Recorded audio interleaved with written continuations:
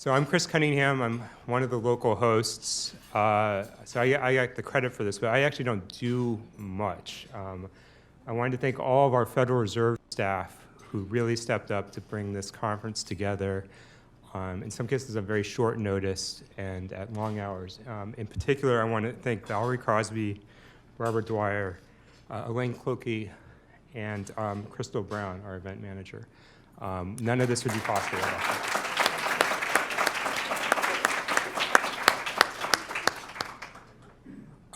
So last night, Bill talked about how the Volcker Alliance tries to straddle the space between academia and public policy and public administration. And I can't think of a better person to give the keynote than our own president, Raphael Bostic, who, if you look at his bio, his career nicely straddles public service and academia. I've had the pleasure of working with Raphael briefly in both spaces. He may not remember this at all, but he discussed a paper of mine when I was a newly minted PhD, in which I thought I knew a lot more than I do now, and was a kind and generous discussant. And I've known him now as an advisor to other students, and a thoughtful and kind and earnest advocate for his students. So he is a great academician, great researcher. And I now get to know him as the president of the Federal Reserve Bank of Atlanta, where he is a great public policy participant. And the talk today, as we talked about this morning, the challenges of forecasting, well, this is the bread and butter of the Federal Reserve, and Raphael has to wrestle with this every day. So I hope that you can enjoy his comments, hope you can incorporate it into your own forecasts, or at least understand how we think about the role of the economy. And then finally, my one little plug, in the last recession, we had to forecast, among other things, state and local spending. So in the wake of the Great Recession, state and local government cut 500,000 jobs. It was actually one of the weakest sources of demands, and it was one of the things that was harder for us to anticipate than we might think. So while you guys are trying to manage your own budgets and smooth your own consumption, understand that it's actually feeding into the broader economy. You are also participants in the economy, and it's in that role that Raphael has to incorporate your decision making. So with that, I'd like to thank Raphael Bostic for agreeing to be our keynote speaker. Take it away.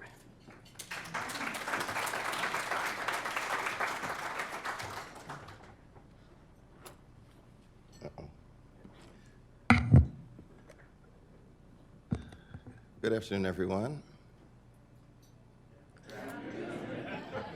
Thank you very much. We're in the South now, and in this part of the country, there's an expectation that when there's a call and response that happens all the time. I actually did not appreciate this when I started, but have quickly been trained on how I'm supposed to open these things. So good afternoon, everyone. And I want to thank Chris for a kind introduction. He had a very difficult job here, introducing the boss of the building. You have to be appropriately effusive in your words, and you did a great job, so thank you very much. And I want to thank all of you for inviting me to speak here today, and I want to thank the Volcker Alliance for the important work that it does in making sure that we have conversations that can advance how we think about policy at the state and local level. I was talking with Tracy Gordon, who you heard from earlier today, about the distinction of policy at the state level, at the local level versus the federal level, and how the mode of the conversation is quite different, the types of things that become possible are quite different, and the amount of learning that you can do is quite different. The amount of diversity that happens at the local level, at the state level, is tremendous. It gives us a real opportunity to learn a lot about things, and we're doing a lot of work on that here at this bank, and I know that you guys are really interested in this as well. So I'm really pleased to have a chance to be a part of this.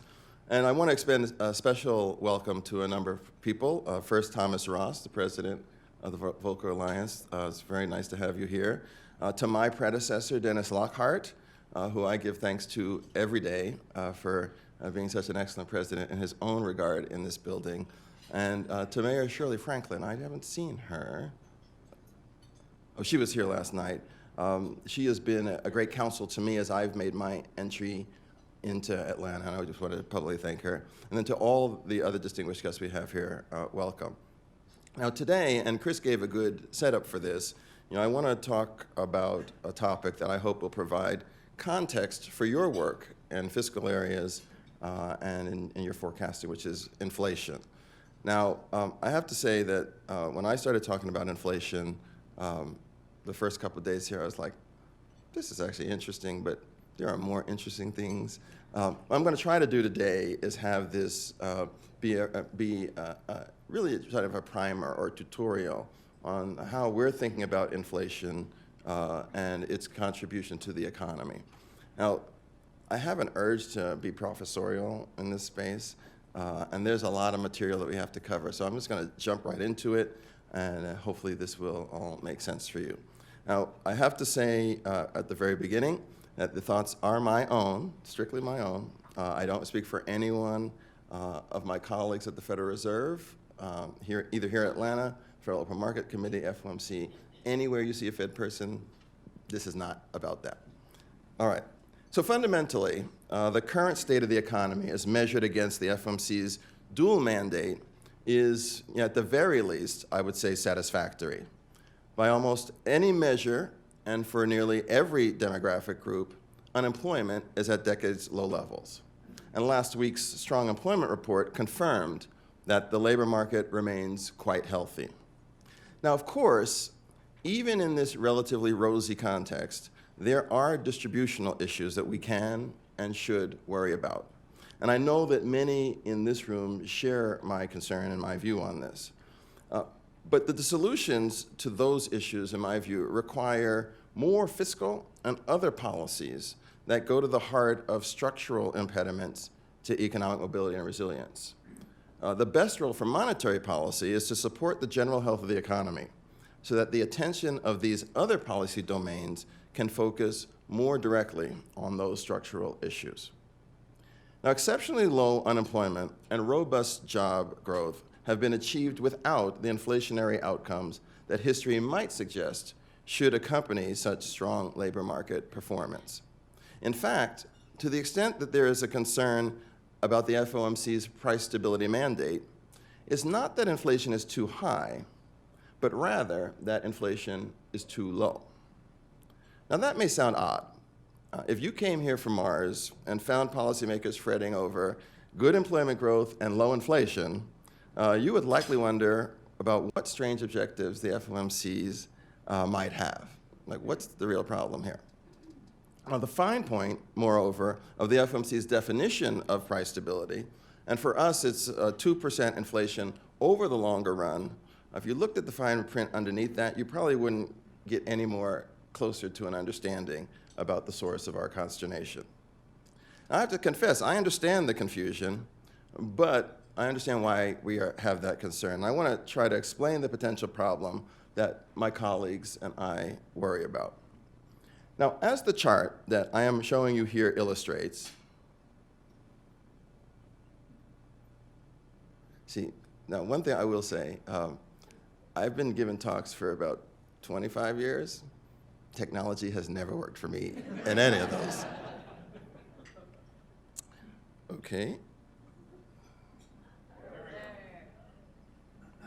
So as a chart I just showed you illustrates, inflation has systematically fallen short of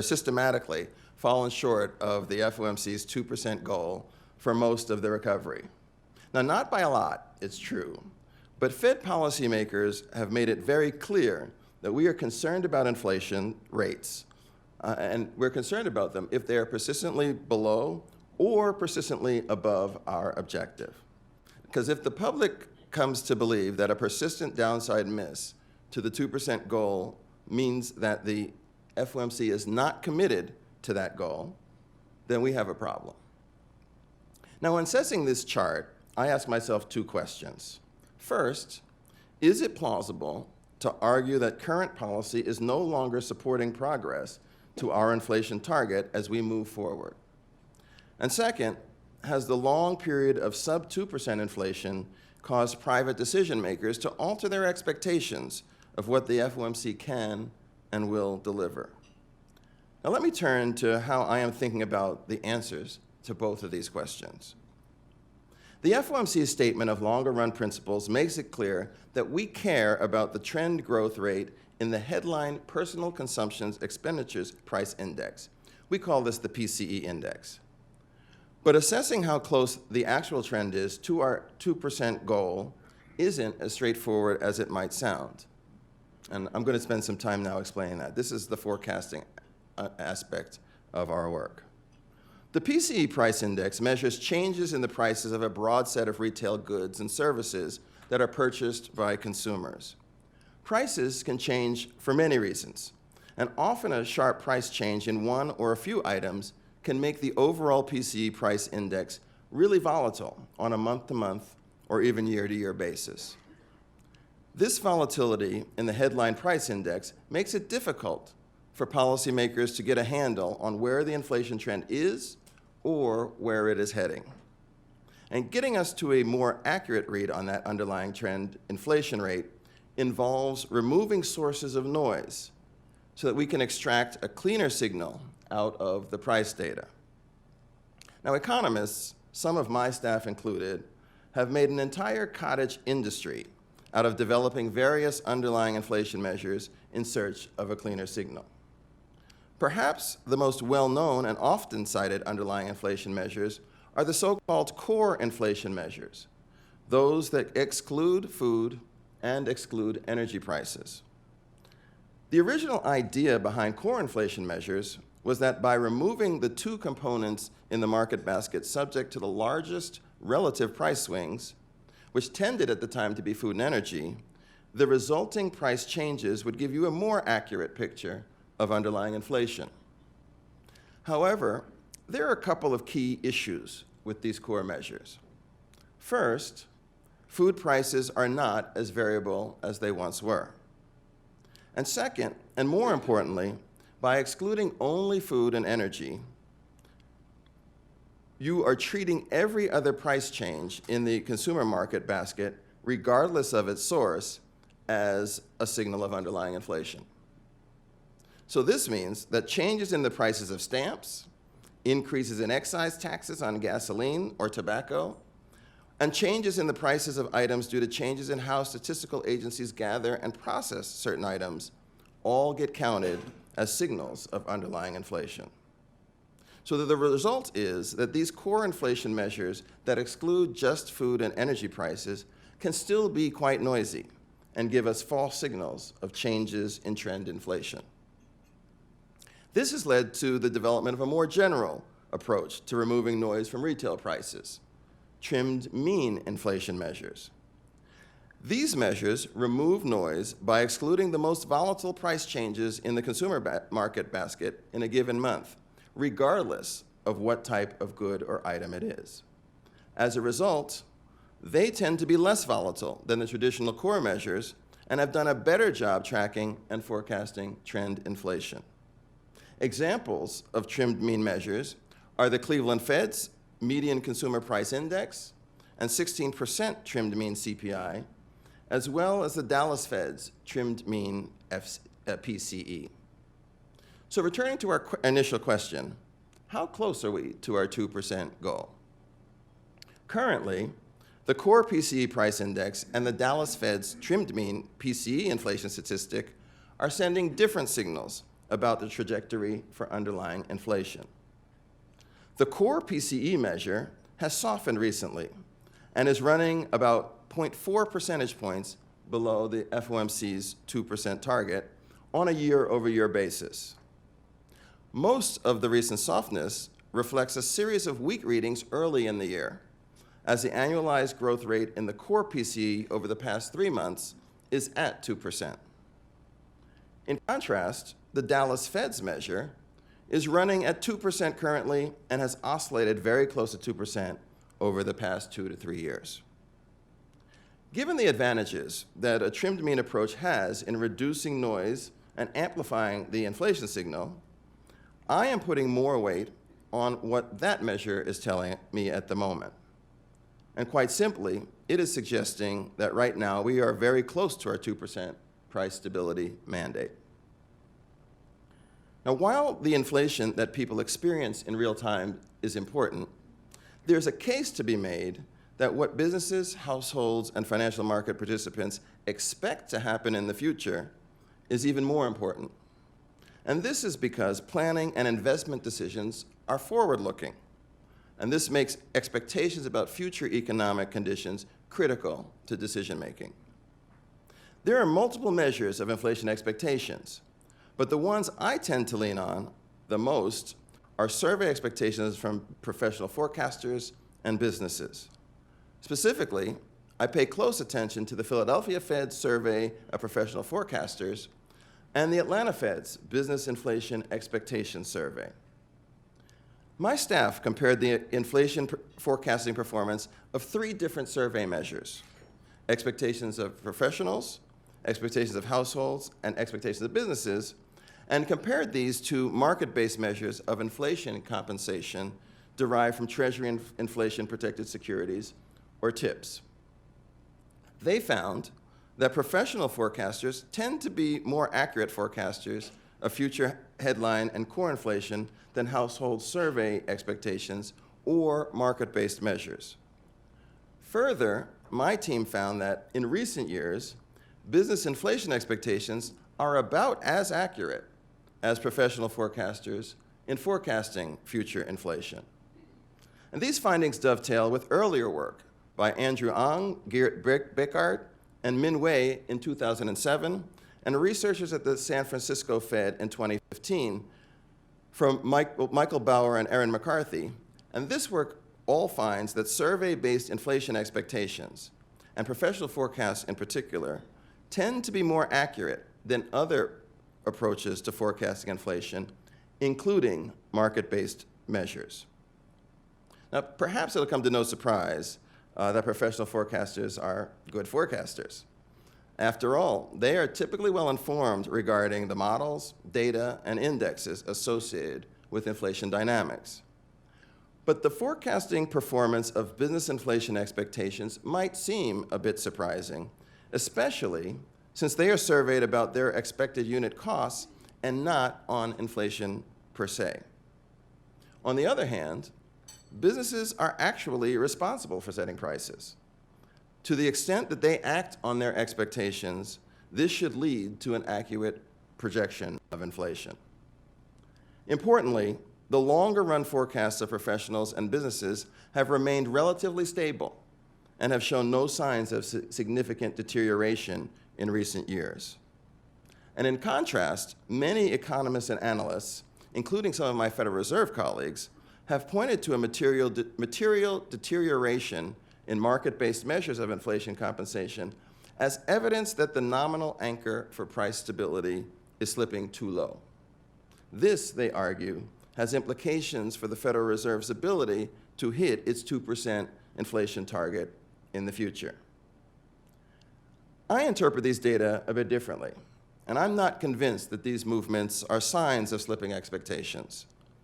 I remain skeptical that market-based measures are clearly signaling a significant decline in inflation expectations because, one, these measures are highly correlated with one particular price change, the price of oil, which is unrelated to inflation over the long run, and two, because they capture a wide range of factors related to liquidity and term premium that are unrelated to forward expectations of inflation. Research by Atlanta Fed economists has found that after taking these other factors into account, financial market inflation expectations have actually remained relatively unchanged in recent months. So how should we think about the Fed's performance in meeting its 2% target? Speaking for myself, I would be very concerned about a continued failure of the FOMC to achieve its inflation goal. I would be particularly concerned if such a failure led private decision makers to adjust their expectations in a way that is inconsistent with our goals, as we've stated them. But my reading on inflation is that though it has been below target and for some time, the best measures suggest it is close to target and not materially trending away from it. What's more, my preferred data on inflation expectations do not indicate that these expectations are diverging from target either. Combined with 10 straight years of growth and a labor market that added more than 200,000 jobs last month, this suggests that the snapshot of our economy is a keeper. The policy settings needed to sustain this picture are, of course, what my colleagues and I will be wrestling with at our next FOMC meeting in a few weeks. And I certainly don't want to front-run that because I get in trouble when I do those things. As always, I will go into the meeting with an open mind, but I do feel that with respect to both objectives of our dual mandate, right now, we are in a good position. I'd like to close with a few words about the monetary policy framework. Many of you, well, maybe some of you know that my colleagues and I are engaging in a systematic review of our framework. And one of the principal reasons for doing this is that the world has changed, and has changed in ways that make it much more likely that we will, at some point, find ourselves in a weakened economic condition that may require a return to near zero short-term interest rates. Now, this is not the place to go into this in much detail, but the tools to support the economy when interest rates fall to zero or close to zero invariably work best when the FOMC has credibility about the course it is committed to. That is, when the public believes the central bank will deliver what it says it will deliver. And that's why Chair Powell directed the Federal Reserve to conduct a public review of the strategy, tools, and communication practices we use to achieve our dual mandate, to ensure that we are doing all that we can do to maintain our policy credibility. A key element of our review is the Fed Listens series, where we hope to deepen our understanding of how monetary policy affects individuals, communities, and businesses. Next week, in fact, I will be in Augusta, Georgia, for a Fed Listens town hall alongside Governor Michelle Bowman. And while we don't know the ultimate findings of the review, you can rest assured we are going about it with an open mind. Any changes to the FOMC policy framework will be intended solely to improve our ability to achieve maximum employment and, yes, price stability. So thanks for taking this journey into the world of inflation and the Fed. If there is time, I'd be happy to take some questions.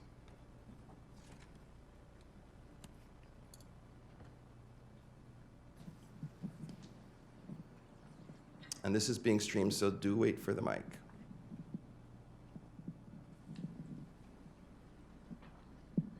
Hi, my name's Carl Golovin. I would be remiss in not asking this question on behalf of GATA.org, the Gold Antitrust Action Committee, which for 20 years has been documenting a perception that the Fed and Treasury, through principal banks such as JP Morgan and Goldman Sachs, are artificially suppressing the perceived values of gold and silver through the commodities futures market. Can you comment on whether there is an active effort to suppress the perceived value of gold?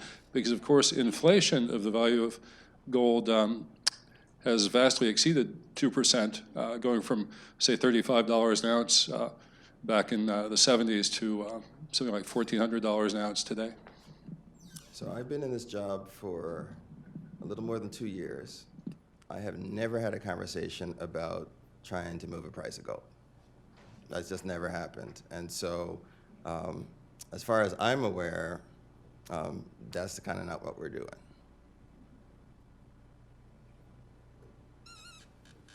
Question over here.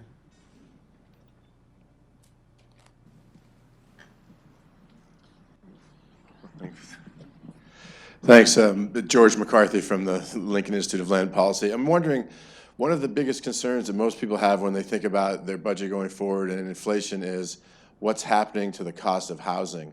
And can you talk about whether or not housing is in the bundle of goods that is used to project the inflation rate going forward?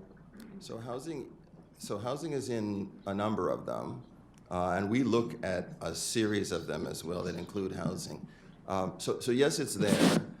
Housing has, in some instances, been very volatile in its price changes, and sometimes it winds up on the outside of the trim if you're looking at a trim measure.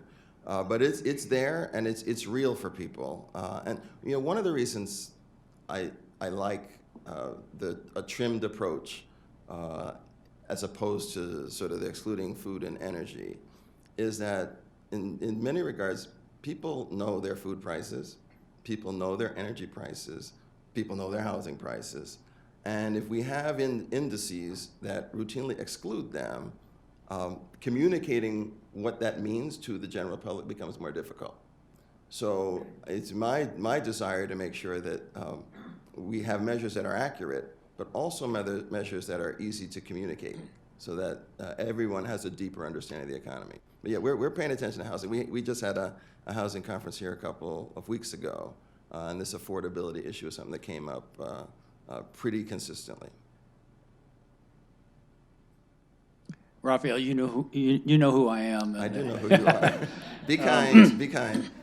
Let me summarize what I heard you say. Economy objectively is in good shape, and you are skeptical that inflation expectations have deteriorated enough to be a premise for a policy move. So that leaves the array of risks, global and other risks, to the outlook. What are your thoughts on that risk picture? So I think that it is clear that risk has increased since a year ago. If you look at the trade picture, there's much uncertainty there. You see the performance of important economies in Europe and in China. Those have slowed down considerably. You think about the U.S. trade relationship with Canada and Mexico. That NAFTA has not been, the new NAFTA has not been ratified as well. And we have a bunch of geopolitical concerns that exist as well, which could disrupt the functioning of economies that are important to our country. Those things are all new and they've been growing. So there is more uncertainty, and if you look at the communication of the committee and Chair Powell in the last couple of days, his commentary has been that there are clouds, and those clouds are things that require monitoring. What I would say for us at the Atlanta Fed, through our FOMC cycle, we spend a lot of time trying to talk to businesses to get their perspectives on what these higher risks are. Well, first of all, do they think the risks are growing? And then second, if they do, is that reality leading to changes in business strategies, changes in behavior, and outcomes? Because ultimately, our job is to focus on actions. And to the extent that we see actions and change those actions, then that would suggest that policy is appropriate. The surveys that we've done of businesses, so I talked about our business inflation expectation survey, what they've told us is that expectations are remaining pretty stable about how the economy is going to perform. When we ask businesses, are they changing their capital expenditure plans as a result, 3/4 of them for the last several years have said we're not changing anything. So we've gotten a pretty clear signal at this point that the growing uncertainty that's out there in the world has not materially changed people's decisions. One of the topics that we're discussing here is multi-year forecasting, and so I'm particularly thinking about state government spending. Is there a particular price deflator, that the Fed here in Atlanta would recommend, with one footnote that state governments have a lot of control over the price of labor, of their workforce, and so just curious if you had any advice there. I have no thoughts on this. And that's true, right? I really don't. I've not done an extensive assessment of all the different approaches to do this, so rather than jump out there with an uninformed view, I should just not say anything. Hi, Tracy Gordon, Urban Brookings Tax Policy Center. Thank you for the shout out to the state and local sector earlier. My question was going to be following up on Chris's comment about the macroeconomic effects of employment in the state and local sector, as well as investment. And we saw that that was really kind of a millstone on the economy in the most recent recession. There have been proposals for the regional feds to be part of, say, like an early warning system to kind of see things that are happening, maybe even more in the housing markets, but how that's affecting the finances of state and local governments. Could you talk about sort of what the Atlanta Fed does to stay in touch with the governments in the area and sort of how that might feed into broader discussions at the national level? So let me generalize this a bit more. I think what we're trying to do very much in our information gathering efforts, and we do extensive information gathering, is try to identify trends before they show up in aggregate data. One thing that I think is true is that going into the Great Recession, a lot of people saw things that were happening long before we saw that first loss of jobs in a month. And what did not happen was that understanding was not brought to policymakers soon enough and clear enough so that there could have been some more definitive action taken sooner. So one of the goals for me is to make sure that we are trying to be that early warning signal for our policy, certainly, but for everyone else as well. So today I was talking with some bankers. We're talking about leverage lending and the rise of leverage lending, concentrations in particular, geographies or locations, and where we're seeing risks and how, if we're seeing it, then they need to be aware of it and taking care of it. One thing that's been good for me in this job, and I think in part it's because we're the Fed, but also in part because people know my local background, is that when I go around, we are continually being approached by local elected officials to have conversations about economic development, certainly, but also about sort of where we're seeing opportunities in the economy, where we're seeing risks that are rising. And I have a team here that is actively trying to get in front of policymakers throughout the 6th district. This is difficult because our district is large. We clearly have urban places like Atlanta that are relatively straightforward to get to. But we got a lot of smaller places. Like I was in Meridian, Mississippi. That's a 2.5-hour drive from New Orleans. I was in Muscle Shoals, Alabama. That's a 1-hour, 7-seat plane ride to get to. And so we're trying to make sure we get to all of these places. And our team has really done a great job in getting in front of people, letting them know that we are a resource, because I think a lot of local folks don't actually think of the Fed as a resource, and letting them know that we know things that can help them. So we're going to continue to engage in that space. I think it's a real opportunity for us to help in a rich set of ways. Just wanted to get your impressions and how important it is for the Federal Reserve to push financial literacy for unbanked, non-banked consumers, and how that base of the pyramid, if you will, needs to progress and become financially literate in order to help the economy and to help themselves. So I would broaden your focus. I wouldn't just focus on the unbanked. I think financial literacy can improve for just about everybody. As I've gone around and started meeting people, there are a lot of folks who have no idea how the economy works and are operating on partial pictures of what's real, what works, and what doesn't work. And that causes them to make bad decisions or less good decisions. And so one thing that we've done at this bank, we've always had a commitment to financial literacy. We have a team here who basically trains people to train people. We train the trainers to help them and broaden the scope of people who can be out and engage. Our team here has a number of folks who were teachers professionally before, so they're actually grounded into the methodologies of education and how we get that material out. We have a ton of material on our website. I would encourage all of you to go look at that. Some great infographics. We started a financial tips page that every month we have a financial tips little tidbit that is decidedly in regular person language. And another thing that we are doing, which I'm very excited about, is, let me say two other things. So one is that we have an initiative here focused on improving economic mobility and resilience, and financial literacy has got to be a cornerstone to that. When people have resources, particularly people who are very much on the edge, living paycheck to paycheck perhaps, every dollar they have is actually extremely important. And so we need to do all we can to make sure they use every one of those dollars in the most effective way possible.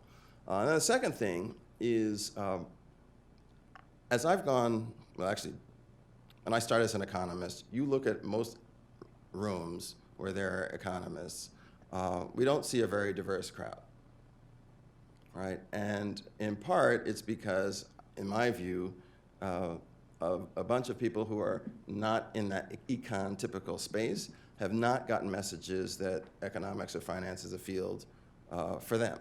That it's okay if they don't push hard or work harder to be engaged. So we're actually going to try to do something about that by helping to build curricula that can go into schools early on. So we're embarking on a pilot that we're doing jointly with the Federal Reserve Banks of St. Louis, Richmond, and Philadelphia, where we're building curricula for 5th and 8th grade. We're going to find school districts to partner with, and we're going to deploy those and hopefully learn some things and then have those courses be standard courses that can plug in to school programs all over the country so that we get high quality education early in people's lives so that they know that there are things to know and that they know there are better actions and worse actions and they can lean toward the better ones. So we are fully committed to this financial literacy concept, and it's something that I'm hopeful we can move the dial on, because that'll be better for our families, it'll be better for our communities, and it'll be better for the field that I work in and we work in.